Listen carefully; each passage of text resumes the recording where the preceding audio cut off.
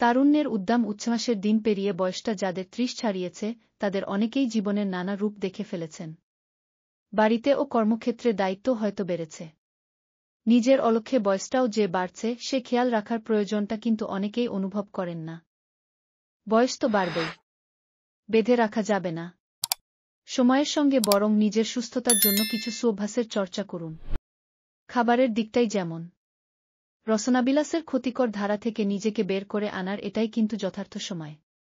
রোগবালাই শরীরে বাসা বাঁধার পর খাবারদাবারে নিষেধাজ্ঞা আরোপ হয়ে যায়, কিন্তু তার আগে থেকেই খাদ্যাভ্যাস নিয়ন্ত্রণ করে সুস্থ থাকা সম্ভব। জেনে নেওয়া যাক ৩০-এর পর কোন ধরনের খাবার এড়িয়ে চলা উচিত। চিনিসমৃদ্ধ খাবার, মিষ্টি খাবার এড়িয়ে চলুন। কড়া মিষ্টি চা একদম নয়। চা বা কফিতে চিনি খাওয়ার অভ্যাস থাকলে পরিমাণটা ধীরে ধীরে কমিয়ে ফেলুন। চাকফির স্বাদটুকুই গ্রহণ করুন, কেবল চিনির মোহ থেকে বেরিয়ে আসুন। কৃত্রিম চিনি গ্রহণও ভালো অভ্যাস নয়। চিনির বিকল্প মধু? না, তা ও নয়। কারো সুসংবাদে মিষ্টিমুখ করতেই হবে। একখানা মিষ্টি না খেয়ে অন্য কারো সঙ্গে ভাগ করে খান। এই আধখানা মিষ্টিও খাবেন কালেভদ্রে। কোমল পানীয় একেবারেই বাদ, এমনকি তা ডায়েট নামধারী হলেও। প্যাকেটজাত জুস খাবেন না। ফলের রস, স্মুদি যেটিই খেতে চান বাড়িতে তৈরি করে খান। এসব পানীয়ের রেসিপি থেকেও অবশ্যই বাদ যাবে চিনি। আচার বা চাটনিতেও কিন্তু চিনি থাকে, তাই এগুলো খেলেও কম খাবেন।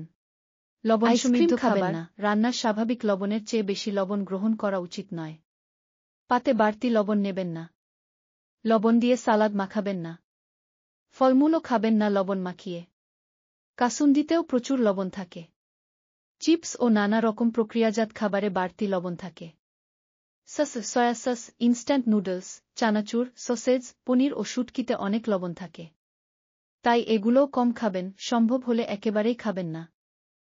ফাস্ট ফুড, তেলে ভাজা খাবার, ক্লাসের ফাঁকে বা কাজের বিরতিতে সিঙ্গারাপুরি কিংবা বিকেলে সন্ধ্যায় আড্ডার সময় ফাস্ট ফুড খাবার খাওয়ার অভ্যাস অনেকেরই থাকে।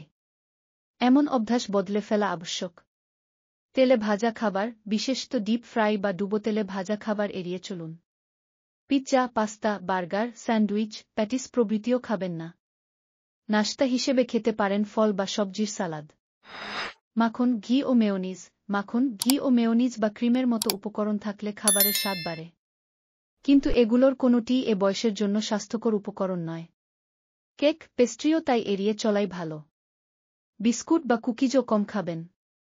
ত্রিশোর্ধ্ব কারো জন্য মিষ্টি বিস্কুট বা নোনতা বিস্কুট কোনোটিই খুব একটা স্বাস্থ্যকর খাবার নয়। লাল মাংস, বিরিয়ানি ও তেহারি, রেডমিট বা লাল মাংস, যেমন গরু বা খাসির মাংস, এড়িয়ে চলুন। অল্পস্বল্প খেলেও চর্বির অংশ বাদ দিয়ে খাবেন। বিরিয়ানি বা তেহারির মতো খাবারও না খাওয়াই ভালো। উদ্ভিজ্জ উৎস থেকে খাবার গ্রহণ করুন।